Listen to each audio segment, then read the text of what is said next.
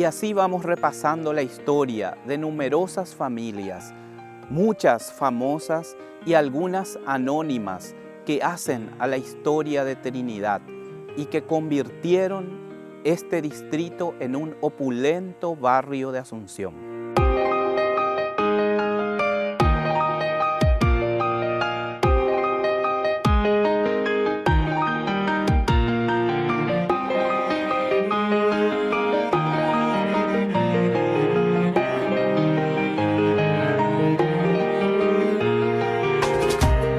Nací allá en aquella esquina, allá está mi casa todavía. Lo que recuerdo cuando nosotros éramos niños y adolescentes, cuando la revolución del 47, que esta calle era de arena, era como una especie de zanjón. Y de eso sí recuerdo. Mi papá nació en Areguá porque era familia de ferroviarios. O sea, estaban en las estaciones. Y a él le tocó nacer en Areguá, pero después como él era veterinario, y acá en Trinidad estaba la matadería, él le trajo a toda la familia acá. ¿En qué año la empedraron? Recuerdo que ya en la época de Burr parece que le pusieron el asfaltado. ¿A lo mejor fuiste mi novia o qué? No me acuerdo. Yo soy Ramón. ¿Ramón quién? Ramón Gómez, el amigo de Hugo, de Homero, el amigo de don Francisco, el que era inspector del ferrocarril. Me parece que cuando yo estaba embarazada estaba enamorada de vos. ¡Nos vemos! Chao. Quiero verte otra vez después. Estando embarazada me enamoré de él. No, y te hago yo mi marido, que ahora soy viuda, ahora puedo casar. Y yo también soy viudo. Yo también. Bueno, ¿sabes qué? Y ustedes van a ser testigos. Después de 50 años no encontramos, imagínate, después de 50 años por lo menos. Entonces, toda esa es la historia más bien de la calle en relación con la casa, ¿verdad? Y a la casa la veo así un poco modificada de la que yo conocí de niña y adolescente, ¿verdad? Yo sí sé que soy trinidense porque tengo entendido que mis dos hermanos mayores, si bien mamá es trinidense, como papá era militar y andaba por el interior, cuando yo nací, mi mamá me tuvo acá en lo que es el Colegio Cerro Corá, que era un caserón antiguo, que lastimosamente cuando se hizo el colegio, eso se derribó, digamos, y se hizo una construcción la que está ahora en este momento. Y el camino de tierra, yuyar, y oscuridad, porque la luz todavía no teníamos en esa época. ¿Y qué usaban ustedes? ¿Qué usaban? Sí. ¿Qué lámparas usaban? Como esa lámpara Petromar. Algunas, porque otras, porque había gente pobre acá en Trinidad. Sí. No es que todos podíamos tener esa lámpara que usted nombró. Era una vida de pocos vecinos, calles, por supuesto, de arena. Mi tío Felipe tenía unas vacas lecheras holandas que daban aproximadamente unos 25 litros cada vaca. Le regaló a mi madre una que teníamos acá, en el patio de casa. Dicen que vinieron dos españoles y de ahí creció la familia Vallovera.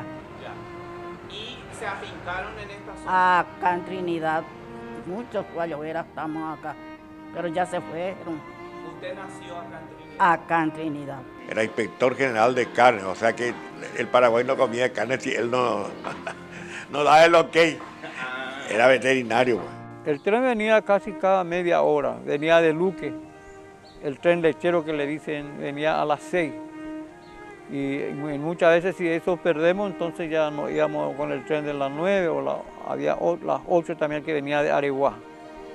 Y porque la mayoría de las mercaderas traían leches de Luque y seguramente hacía sus repartos allá en la estación central, donde cada uno llevaban para sus lugares de negocio. Por eso les llamaban tren lechero, porque lo que traían más era leche. Y era muy diferente, porque en realidad esta calle era toda de tierra. Sí, se conservaba esta casa, estaba la casa que era de mi tía, la hermana de mamá, y vivía todavía mi abuela Josefa Benítez, que fue la hermana de mi tío León, Mi tía, la hija, que era la profesora Casiana Benítez, una de las primeras maestras que tuvo el Paraguay. Hace poco leí un artículo que salió, no me acuerdo en qué periódico. La Escuela República Oriental del Uruguay, ahí comencé mi escuela. En el jardín, ¿dónde está el jardín botánico? Ahí Sí. arriba, acá. Cerca de la iglesia. Y esa matadería estaba... Acá donde está el Rubio Ñu. El Club Rubio Ñu. Sí, sí. Antes era una Sí. matadería. Hasta hoy nosotros hacemos acá, por ejemplo, para excavaciones, para construir una casa, más cosas, hacer, y se encuentra balanzas, se encuentra cosas que era de la gran matadería que estaba acá. Era una matadería Sí, sí. municipal. Exactamente. Y después se fue allá a la tablada. Y el tránsito era constante de acá, de Trinidad a la Quinta, siempre caminando o a caballo. El caballo de tío Felipe se llamaba Poyú, era un alazán que nos prestaba, siempre a regañadientes, nos prestaba su caballo Poyú, un alazán, hermoso animal. Pero ella ya estaba jubilada, ancianita. Veníamos a visitarla y mi abuelita Josefa, que era, no sé, tendría sus 90 y tantos años, era una persona que tenía una memoria, que uno podía hablar con ella, pero no sé, se acordaba de todo. Tenía en la Quinta con sus vacas lecheras y esas leches en aquel momento que nosotros teníamos acá 25 litros de leche de una vaca, ya prácticamente tenemos que repartir por el barrio porque el consumo era mínimo familiar y no había las fabricaciones de yogur y nada por el estilo en aquella época. Pasamos una infancia muy buena hasta que ella falleció. Yo por lo menos no me acuerdo, creo que no se tenía en ese momento en la partida de nacimiento de ella. Nos dijeron que había fallecido a los 101, 102 años aproximadamente. Tenemos un ratito de hacer una pregunta. La familia Medina, ¿hay alguien que vive todavía? Sí, vive, solamente... Vamos a irnos por ahí un rato. Sí. Hace Acá 70 años. Derecho. Que me estoy recordando por ella. Sí, la familia Medina. Bueno, gracias. Bueno. Y bueno, nosotros vivíamos atrás de Cañizá. Ahí teníamos la casa mayor porque de un tiempo trabajábamos en la industria del chorizo. Fábrica de embutido mi papá tuvo. Ahí atrás mismo de Cañizá, sobre Itapúa. Muti está un poco más allá. Que es la grande, la industria que tenemos acá, que produce y trabaja. Pero la ida a la Quinta era porque cuando mamá se mudó a Trinidad, se mudó en esta casa, cuando se casó, y teníamos siempre la Quinta como referencia y como paseo dominicales en nosotros. Lo mejor, o sea, es una mezcla de todo, tener la parte nueva, ves edificios, después te vas hacia Cañizá, por ejemplo, y ves...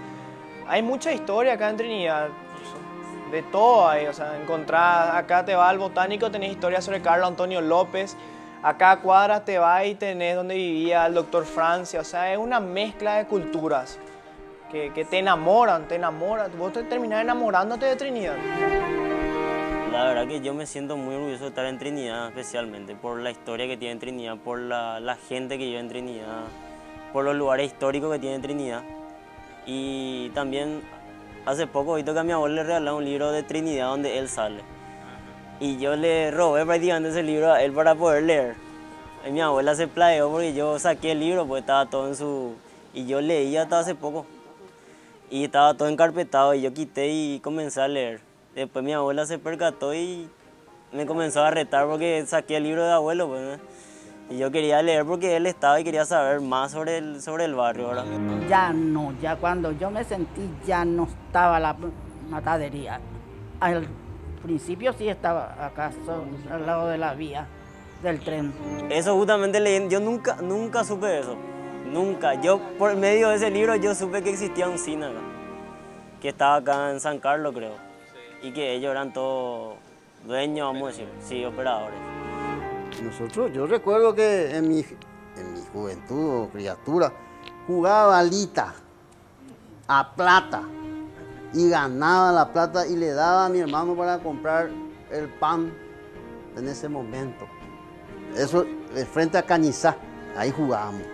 Y yo ganaba un poco de dinero y le daba ya a mi hermano, andaba a comprar la galleta y llevarla en casa ya. Cuando eso éramos pobres, necesitábamos, mamá era la que se quedaba en casa y papá andaba trabajando por ahí en la fábrica de caña.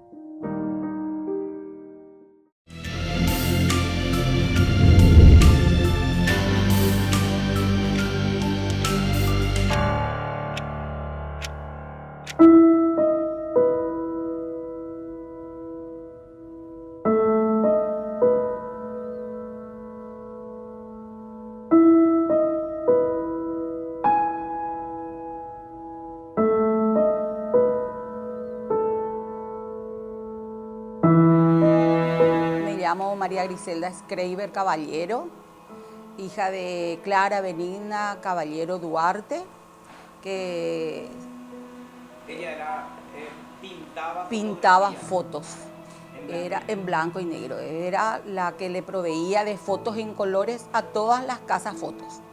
Ya, con tu tía. Con mi tía Adelaida. Era lo mejor para nosotros, los trinidenses al menos, le pintamos así. Teníamos el Cañizá siempre.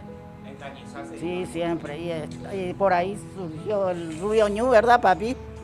Esa de la familia Sola Lindes, que era casi era mi novia, o cuando éramos jóvenes, andábamos todos en grupo acá, en lo de Cañizá veníamos al cine, veníamos alguna vez a bailar, a tomar un refresco. ¿Y el coronel Rafael Franco jugaba acá? Jugaba lo de Half Centro. Y él fue uno de los que le dio la bandera verde, viste que a él le gustaba el verde, por eso después el partido febrerista que él fundó. Era la bandera verde, verde y blanco el club. Y jugaban mucha gente, él era un hombre muy querido acá, tal así que hay una comisión que está proponiendo ponerle el nombre del estadio, Coronel Rafael Franco. Todas las familias, por decir, que tengan en su casa una foto pintada, o sea que antes pues eran blanco y negro, las fotos eran en blanco y negro. Sí. Entonces, si ves en tu casa una foto de tu mamá, de tus abuelos o de la familia pintadas, era mi tía Adela y mi mamá. Eran las únicas que hacían fotos pintadas. ¿Se iban siempre al Rubio Ñu? Al Rubio Ñu, sí, claro. Rubio Ñu, sí. ¿Y tenías parientes que jugaban ahí o en Rubio Ñu? Babi Vallovera, que es mi sobrino. ¿Tu sobrino? ¿Y sí. vos te ibas a alentarle en eso? Sí, claro, toda la vida. Por eso justamente, casualmente, que me encontró ella acá, que nunca más me vio también, y ahora, entonces, es una casualidad que nos encontramos. Y yo tengo muchos amigos, varios amigos acá que ya se fueron. Está el mayor Sotera, don Francisco Solalinde, Ramón Cañizá, y otros. Si yo le voy a nombrarle muchos, los de Trinidad somos demasiado muchos de la barra antigua, de los años 50, 60, 70. Garay, sí, Garay debe tener un montón de fotos pintadas. Ellos eran dos fotógrafos acá en Trinidad, el señor Garay y Tito. Yo me instalé acá en el 64.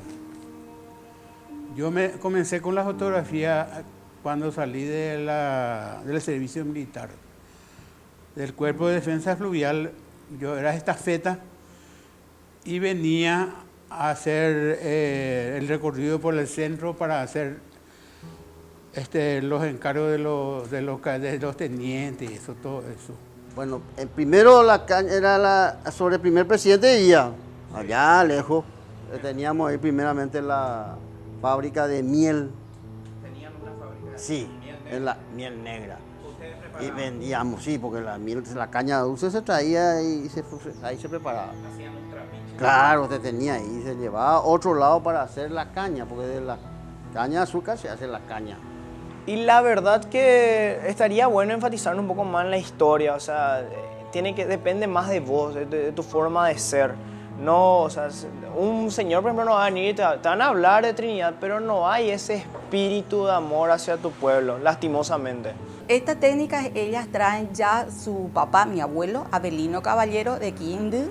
Mi mamá es de Quindú. Vino, primero vivió en el centro, en Barrio Las Mercedes, después ya con mi papá vinieron a vivir acá en el 1955 más o menos, ¿verdad? Me conseguí una camarita chiquitita en el puerto.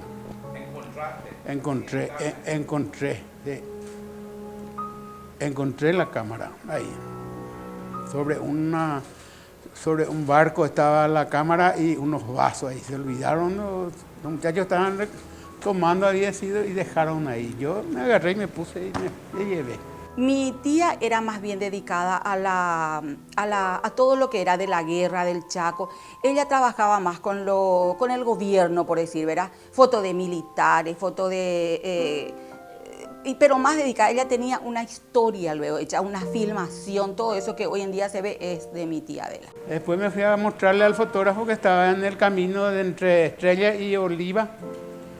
Y me dijo, es una cámara buena esta, me dijo, voy a sacar la foto. Me dijo, empecé a sacar a mis compañeros. Y ahí comencé con la foto. Era el 58, 59 al 60 yo salí del servicio militar. Mi abuelo era fotógrafo, ya luego. Entonces ya a las dos medio ya se volcaron más a ese arte, ¿verdad? Y mi mamá estudió por correo, y mi tía también. Y muy lindo, muy agradable eran las fiestas acá en Trinidad. Venían gente de Asunción para toda la Semana Santa, pero se llenaba de gente de Asunción porque era muy lindo, muy novedoso, era todo lo que se hacía acá en Trinidad, la Semana Santa, especialmente. Ese era, mi papá fundó eso, Itapúa, frigorífico Itapúa se llamaba, porque la calle esa se llama Itapúa.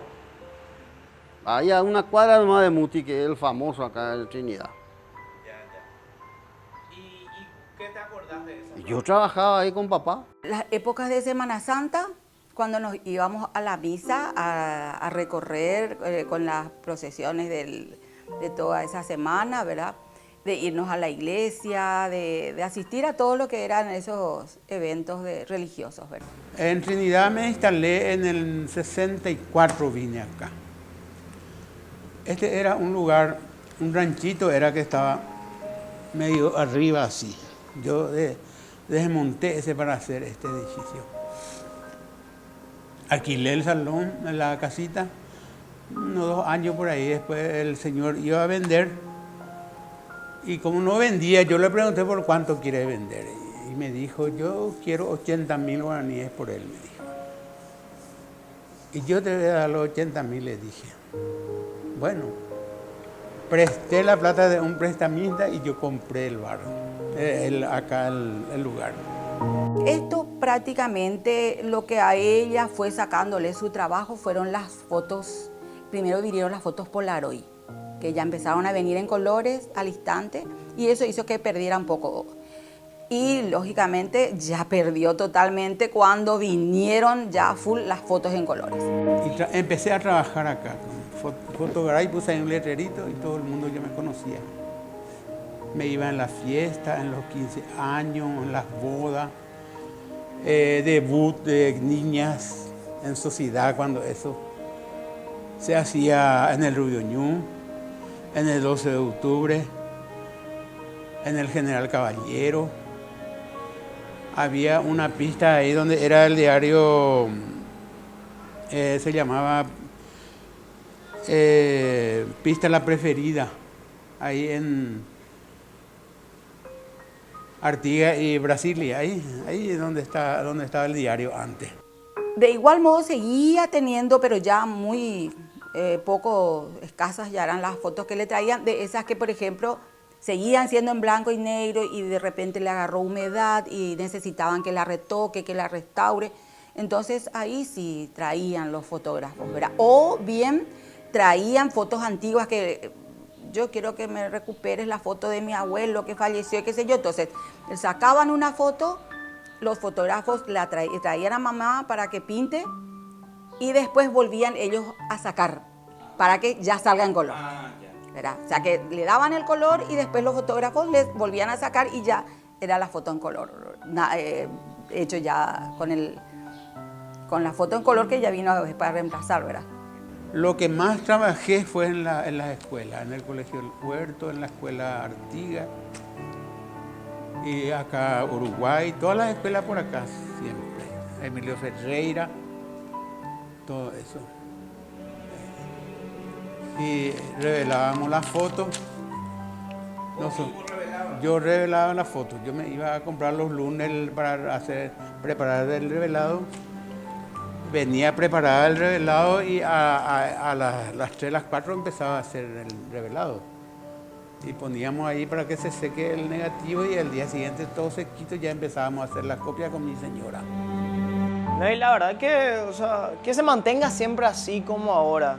O sea, que haya una mezcla de tecnología, pero que no se deje de lado la historia, o sea, las casas antiguas, que no se eche, porque ahora pues estamos viendo un proceso de nuevo edificio acá en Trinidad, que hacen linda, porque hace que vengan extranjeros, pero que no todo es eso, que se tenga que mantener más la historia, lo antiguo. Jamás, jamás. Que me diga acá, que me diga alguien. Siempre le ganamos. Hasta el último partido le ganamos. Este señor que está acá sentado, el electricista, Tamudio, este es trinidense, está calladito porque sabe que es cierto.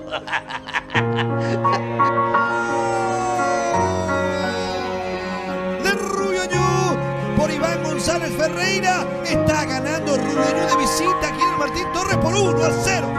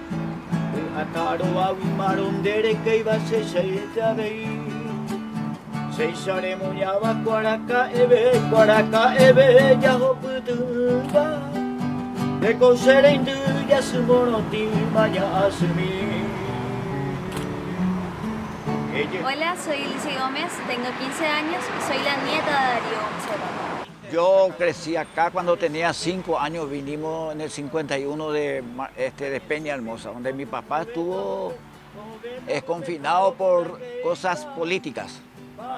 Él era febrerista. Febrerista. Y estuvo 3 años, 9 meses en la cárcel. Era una isla, Peña Hermosa es una isla donde todos los militares se fueron allí castigados.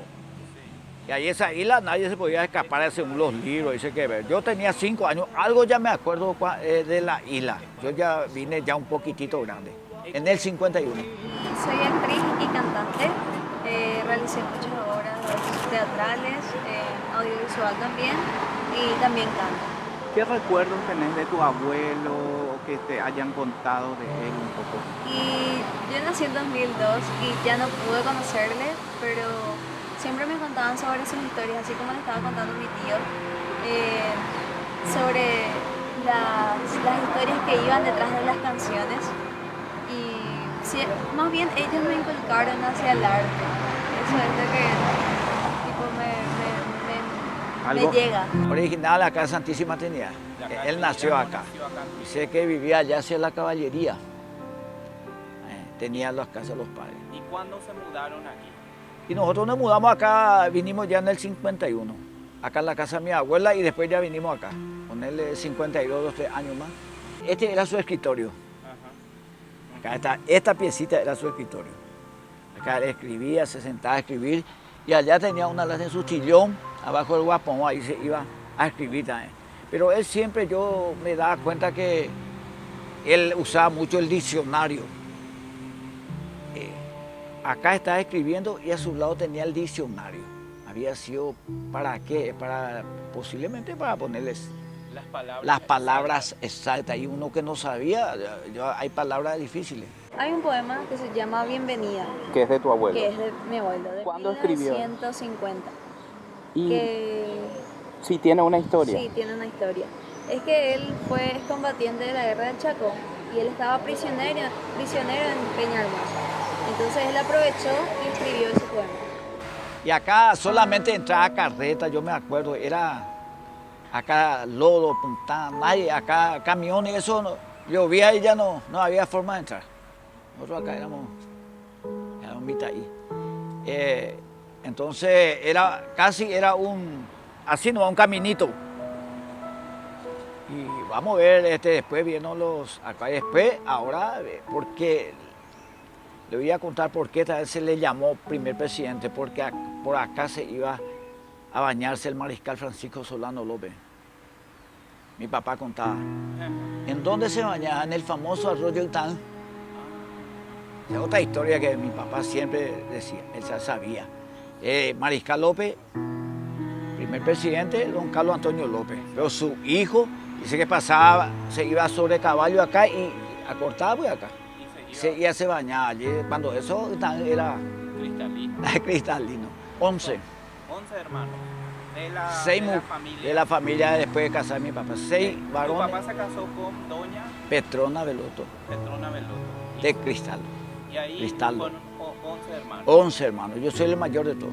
¿Vos naciste en el Chaco? Yo nací en el Chaco. ¿Por qué naciste en el Chaco? Porque mi papá era director de banda de músicos. Le mandó allí el coronel Rafael Franco, cuando era presidente. Le mandó allí. Porque él estuvo, creo que el coronel Franco, creo que estuvo un año nomás como presidente. Coronel Rafael Franco. Y él vivía de acá, de esta esquina, a una cuadra. Está todavía. Está la casa, sí, está ahí. La familia, los descendientes. Y están también. Ya. Porque su hermano se casó con la familia Cañiza. Ya. Entonces formaron una gran familia acá. Los Cañiza también. Sí, pues Franco Cañiza. Nos encontramos en la casa paterna del coronel Rafael Franco, de sus hermanos Manuel Franco, Luis Adolfo Franco y Mercedes Franco. Yo soy hijo del mayor Manuel Franco. Yo tuve el placer de hablar con él, mi amigo. Yo lo veía ya, se iba en ese restaurante que está en Estrella y 14 de mayo había un restaurante, un bar. Y él venía viejito ya. Venía y se sentaba en la mesa y tomaba su jugo. Y como yo lo conocía, que era de acá de mi barrio, había un guardia. Después una vez estaba uno que estaba de guardia ahí por él, ¿verdad? Y le dije, una cosa, puedo hablar con el coronel Franco. ¿Querés hablarle? Pero me dice, sí, porque amigo de mi papá era del barrio de Santísima Trinidad. Le digo, no, anda, no vale. Él tuvo 6 hijos y los 6 fallecieron. Yo le estoy cuidando por orden del general Stoner, me dijo el tío. Le estoy cuidando lo estoy guardiando por él. Así me dijo el tipo, él era un tipo muy respetado, muy honesto, vivía en un garaje. Un héroe invicto de la Gran Chaco era. No perdió ningún combate, una batalla y llegó, pasó el río ese que está ahí, para Pití, llegó hasta los Andes, llegó con el ejército, con el ejército paraguayo. Para él era el mejor amigo, para él. Aparte era ser una gran personalidad, porque a él no solamente se le conocía como caudillo febrerista, sino como un gran defensor de la guerra contra los bolivianos. Era un conocedor de todo, varias batallas ganó. Mi papá fue capitán también en la guerra. estuvo en la pelea, inclusive dice que se llegó a daría en sus piernas, pero él nunca se quiso se quedar allí, le cantaba a los soldados en la retaguardia. Mi papá estuvo, él estuvo, en la guerra estuvo. En 1898 se empezó a construir esa casa. Sí, estuvo en el exilio y volvió en el 65, volvió acá. Y vivió acá hasta el año 1969, el 18 de enero que falleció mi papá, y en febrero él se trasladó y alquiló un pequeño departamentito en la calle Alberdi, que era de la familia Velilla Laconis, pariente de él también, pariente político del coronel. Su abuelo fue don José Cañizá. Sí, don José Cañizá. Don José Cañizá.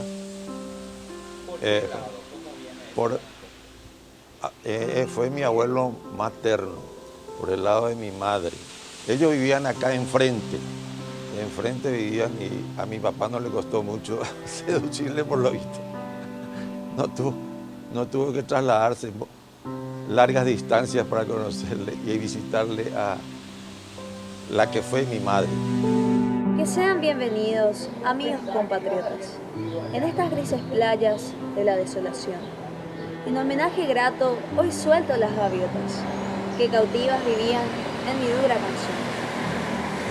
Que vengan esas manos, limpias y nobles manos, para pulsar mi diestra, temblante de emoción. Ante Dios y la patria, seamos solo hermanos, sin odios miserables ni canalla ambición. Que no interese el tono subido del pañuelo, que cada uno quiera llevar por su ambición. Es hora ya de unirnos, bajo este mismo cielo, y en los surcos abiertos servir a la nación. Aparte de que nosotros no conocemos, los 19 hermanos no conocimos. 19. Pero a mí habían comentado también que eran más de 30. Sí, más de 30. ¿Puede ser eso? Se hizo una encuesta, no me acuerdo en Radio Nacional qué año, y eligió, vamos a decir, quién el poeta que tenía más descendientes. Emiliano R. Fernández, todos los poetas. Y ganó lejos mi papá. 34 no sé qué figuró. Eso fue en Radio Nacional, hizo una encuesta y ha de ser cierto, yo la verdad que...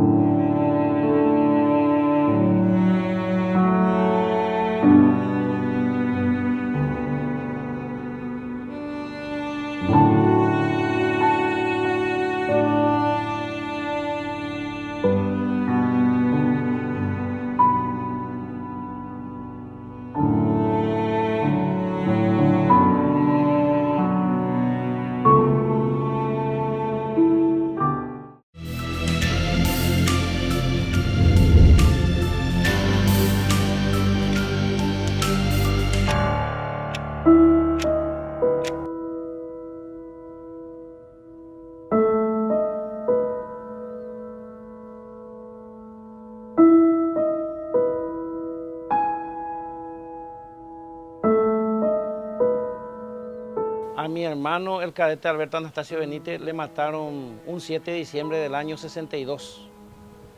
Y comenzó la historia porque un paralítico, Luisito, vino del interior y se sanó. Entonces papá compró este lugar, pagaba mensualmente y mandó edificar ese oratorio. Después este oratorio nuevo, Rubén Maldonado, jugador de Olimpia, se recomendó, viajó sin permiso a Olimpia, Italia. Y también otro pedido que le hizo, justamente fue que su hijo estaba enfermo y se sanó. Por eso era que mandó construir este oratorio. Mucho tiempo antes de que se divulgara y que Carlos María Troche saliera con su libro, en donde ya se develó el nombre hoy del soldado que ocupa la tumba del soldado desconocido, yo le decía a mi padre de que había que darle conocimiento a la gente porque era un ciudadano de Santísima Trinidad y más todavía el jugador de Ruidoñú. Y nosotros somos apasionados y tenemos el gen del Ruyoñú metido en los tuétanos. Justamente yo tenía 2 años y yo no le llegué a conocer a Alberto, pero después me comentaron la historia y con el transcurso del tiempo nos enteramos de la situación. ¿Cuántos hermanos son ustedes? 14 hermanos somos, 10 varones y 4 mujeres, somos oriundos de Trinidad. Todos aquí en la zona. ¿Dónde vivían ustedes? Kilómetro 5 y Vía Férrea, Santísima Trinidad. Y él decía, jamás es un secreto absoluto que nos hemos comprometido con el coronel Rafael Franco. No podemos develar porque sería traicionar la sangre de tantos jóvenes que se inmolaron por la patria. Le encontraron colgado por un árbol que está adentro, árbol de tatanes.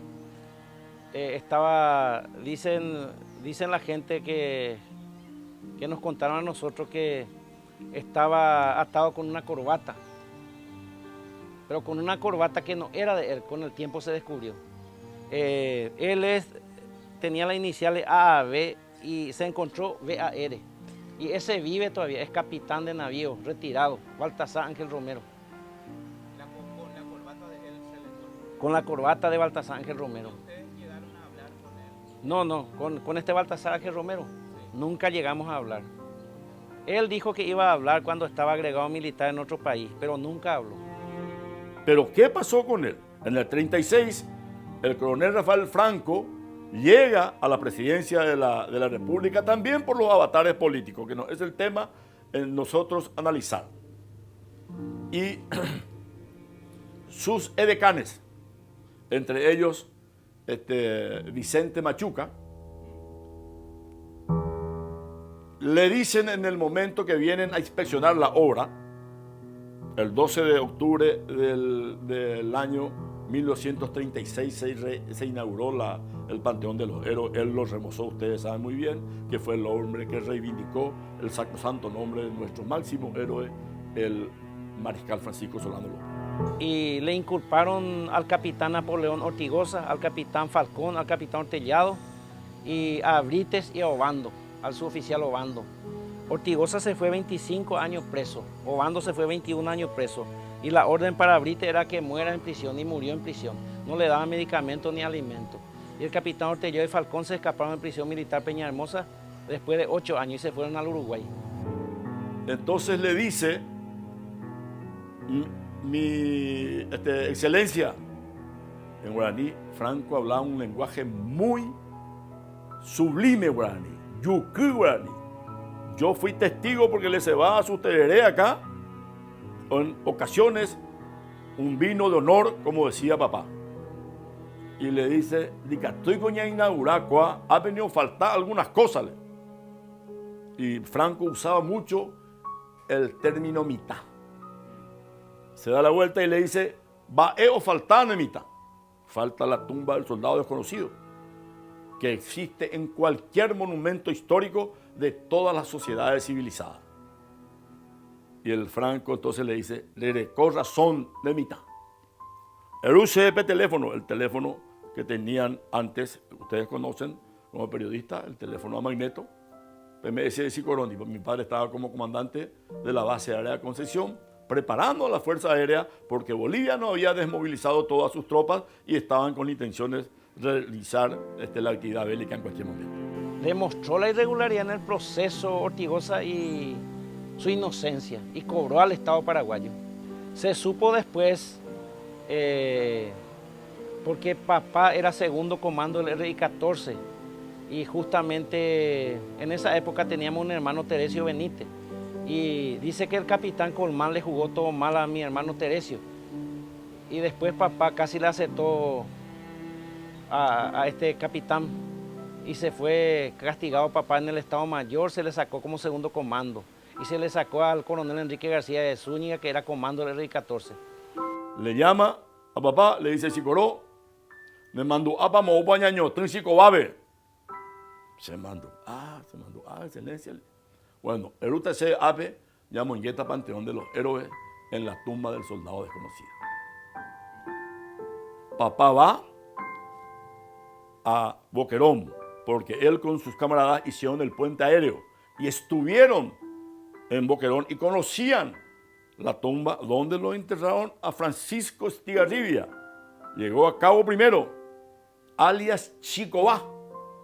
¿Qué es lo que quiere decir Chicobá? Chico Valé, porque era muy hábil desollando las reses que eran faenadas en la tablada. Y dice que Alberto comentó esto en Acostañú y llegó a oído de Stroessner. Y Stroessner le ordenó a Geleifrán, a Duarte Vera, que era jefe de policía, y al comisario Raúl Rivera Taponier, que era comisario titular de Trinidad, ayudante de Geleifrán. Saquen la información a ese cadete, si su papá no está metido en algo en contra mía. Y por eso fue que le mataron. Un complot contra él. ¿Y que ahí estaba metido mi padre? ¿Cómo se llama tu padre? El mayor Anastasio Benítez, que fue héroe de guerra. Pero nunca se mencionó eso acá en Paraguay. Francisco Estigarribia era un ciudadano de Santísima Trinidad, compañero y amigo de adolescencia del coronel Rafael Franco. Jugaron en el Club Rudioñú juntos. Franco era el número 5, halve centro se llamaba entonces, y Chicobá jugaba como número 2, y era su compañero también en la escuela, y era su amigo, y militó en su regimiento, en Boquerón. Y el 23 de septiembre, a pocos días de la victoria, muere Francisco Estigarribia en el asalto a la famosa Punta Brava, ofreciéndose como voluntario para tomar las piezas ametralladoras. Pasó al degüello a sus pieceros, pero quedó muerto. Y varios milagros, por ejemplo, ahí cerca del Trinidense, le sanó a una persona de cáncer. No sé si es... se casó con la hija de Rodi Segovia, que era folclorista. Se sanó de cáncer, dice. Y cada 8 de diciembre vienen a homenajearle acá, a las 4 de la tarde. Entran ya con banda de música, después bailarinas, cantantes, en homenaje a Dios, ¿verdad? A la Virgen y también recordándole a Alberto. Entonces, cuando recibe Franco el parte, pregunta, ¿me voy a Chicobá? Y estaba Chicobá, Francisco Estigarribia estaba tapado con su poncho, como una de las pesadas cargas, víctima, vida joven truncada que cayó por el profundo amor que tenían los paraguayos entonces a la patria. Y entonces Franco, cuando ve eso, se arrodilla y le acaricia la frente y el pelo. Y yo le escuché a mi padre decir la conversación que tuvo Franco con su amigo, se lo llevó el silencio.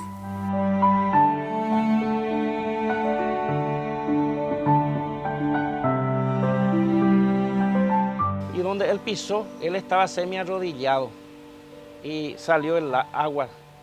Salió el agua y que era así naciente, pero la gente se peleaba todo por él y una vez explotó. Se le sacó la arena y se le puso brocal. Ese otro ya adorno, el grande, que está ahora allá. Pero el original tiene su boca chiquitita. ¿Y ahí salía? Sí, hasta ahora sale. El 7 de diciembre termina un ratito por la cantidad de gente, no abastece, ¿verdad? Pero se espera 1 hora y sale otra vez. ¿Vuelve a brotar el agua? Sí, vuelve a brotar. Profunda comunicación. Se levanta Franco y le dice a su furriel y a sus hombres, Peñoteta se Chicobá amó. Ese es un error que existe en el libro de los 100 años del fútbol paraguayo, un error involuntario que fue enterrado debajo de un timbó. Ustedes saben que el timbó no es frecuente en el Chaco, pero el guayacán sí, porque se usaban como cobertor para la protección de los proyectiles en las trincheras, usaban los paraguayos, y se lo enterró debajo de un guayacán. Y se marcó la tumba porque Franco alguna vez pensaba a devolverle a la familia donde Franco iba y visitaba con frecuencia. Jamás pensó que lo iba a traer y iba a ocupar hoy la tumba del soldado desconocido. Una persona, no recuerdo el nombre ni el apellido, pero paraguayo que está en Australia, lo que vino una vez. Que dice que se sanó, no recuerdo de qué, ¿verdad? Pero ese es lo que más me impresionó.